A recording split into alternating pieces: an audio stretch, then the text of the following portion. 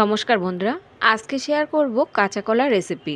কাঁচা কলা একেবারে নতুন রেসিপি, বানিয়ে দেখুন, সবাই চেটেপুটে খেয়ে ফেলবে। তো চলুন শুরু করা যাক আজকের রেসিপি। কাঁচা কলা খেতে অনেকেই অপছন্দ করেন, তো তারা একবার এভাবে কিন্তু বানিয়ে দেখতে পারেন। খেতে কিন্তু দুর্দান্ত হবে, আর খুব সামান্য তেলেই কিন্তু এই রেসিপিটি আপনারা তৈরি করে নিতে পারবেন। তো কলাটাকে আমি দুই পাশ প্রথমে কেটে নেবার পর মাঝ বরাবর সামান্য একটু চিড়ে নিয়ে এখন দেখুন খোসাটাকে ঠিক এইভাবে আমাদের ছাড়িয়ে নিতে হবে। আপনারা চাইলে বটি দিয়েও কিন্তু খোসাটাকে ছাড়িয়ে নিতে পারেন। খোসাটাকে ছাড়িয়ে নেবার পর এখন এই কলাগুলোকে আমাদের গ্রেট করে নিতে হবে। তো আমি এখানে ছোট গ্রেটার দিয়ে কলাগুলোকে গ্রেট করে নেব। বন্ধুরা, কাঁচা কলা দিয়ে আমরা অনেক ধরনের রেসিপি তৈরি করে থাকি।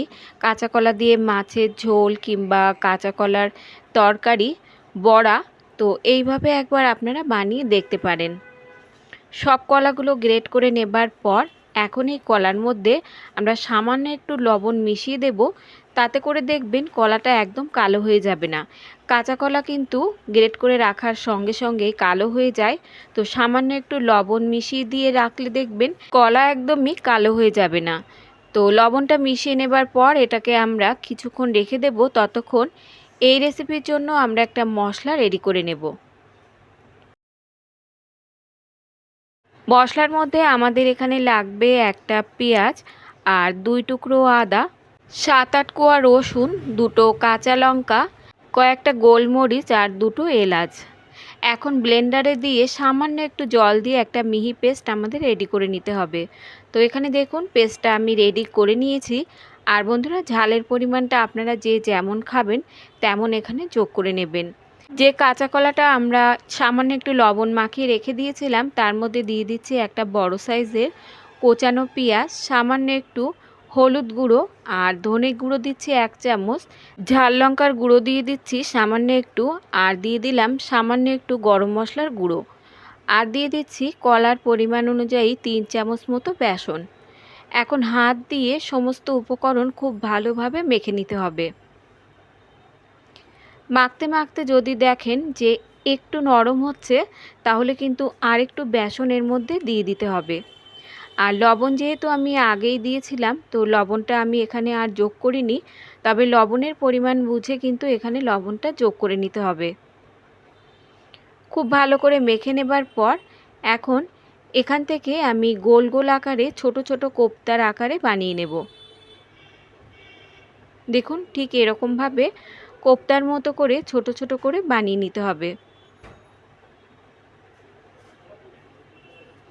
এটাকে সাইডে রেখে আমরা এখন চলে যাব রান্নার দিকে। একটা কড়াইতে নিয়ে নিচ্ছি আমি 2 চামচ মতো সর্ষের তেল। এই রান্নাটা কিন্তু খুব সামান্য তেলেই তৈরি হয়ে যাবে। তেল গরম হলে ফোড়নে দিয়ে দিচ্ছি 1/2 চামচ গোটা জিরে, 1 টুকরো দারচিনি আর একটা তেজপাতা। ফোড়নটাকে কয়েক সেকেন্ডের মতো নেড়ে চেড়ে নিয়ে যে মশলাটা আমরা তৈরি করে রেখেছিলাম সেই মশলাটা এর মধ্যে যোগ করে দিচ্ছি। আর ব্লেন্ডারটা ধুয়ে সামান্য একটু জল যোগ করে দিলাম। এখন হাই হিটে রেখে মশলাটা আমাদের অনবরত নেড়ে চেড়ে ভালোভাবে কষিয়ে নিতে হবে। প্রায় 4 থেকে 5 মিনিটের মতো কষিয়ে নেবার পর এখন এর মধ্যে যোগ করে দিচ্ছি আমি একটা বড় সাইজের টমেটো বাটা।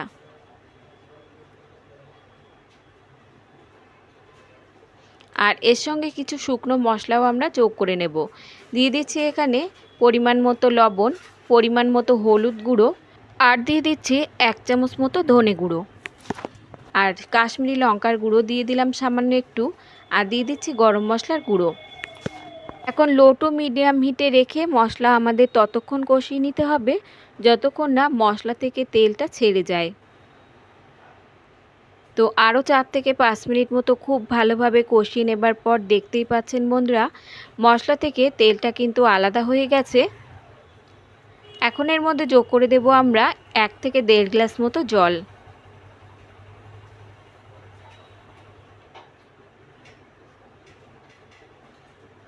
জল দিয়ে মশলার সঙ্গে খুব ভালো করে আবারও নেড়েচেড়ে মিশিয়ে নিতে হবে। এখন ঝোলটা ফুটে ওঠা পর্যন্ত আমাদের অপেক্ষা করতে হবে। ঝোল ফুটে উঠলে আমরা এর মধ্যে যোগ করে দেব সামান্য একটু আমচুর পাউডার। তবে বন্ধুরা, আমচুর পাউডার না থাকলে আপনারা এটা স্কিপও করতে পারেন। আর দিয়ে দিলাম সামান্য একটু কাসুরি মেথি। এখন এগুলোকে আবারও ভালোভাবে ঝোলের সঙ্গে মিশিয়ে নিতে হবে। এবার যে কলাটা আমরা মেখে রেখেছিলাম তার থেকে কোপ্তার আকারে ছোট ছোট বলের মতো করে এভাবে দিয়ে দিতে হবে। তবে আপনারা চাইলে এগুলো কিন্তু ভেজেও দিতে পারেন। যদি কম তেলে রেসিপিটি তৈরি করতে চান তাহলে ঝোলের মধ্যে এভাবে দিয়ে দিতে হবে। দিয়ে আমরা 10 মিনিটের মতো একদম লো হিটে রেখে রান্নাটা করে নেব। এতে করে দেখবেন কোপ্তাগুলো বেশ শক্ত হয়ে যাবে। 10 মিনিট পর ঢাকনাটা তুলে নিলাম। আমি একটু আপনাদের নেড়েচেড়ে দেখিয়ে দিচ্ছি, দেখুন এগুলো কিন্তু বেশ শক্ত হয়ে গেছে।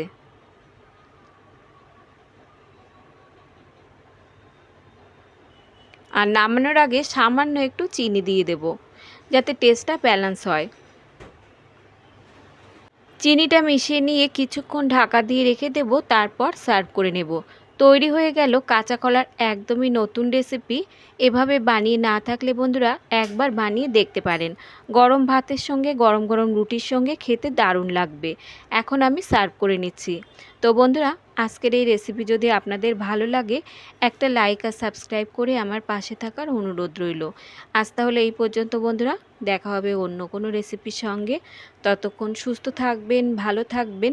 আর সম্পূর্ণ রেসিপিটি দেখার জন্য সকলকে ধন্যবাদ।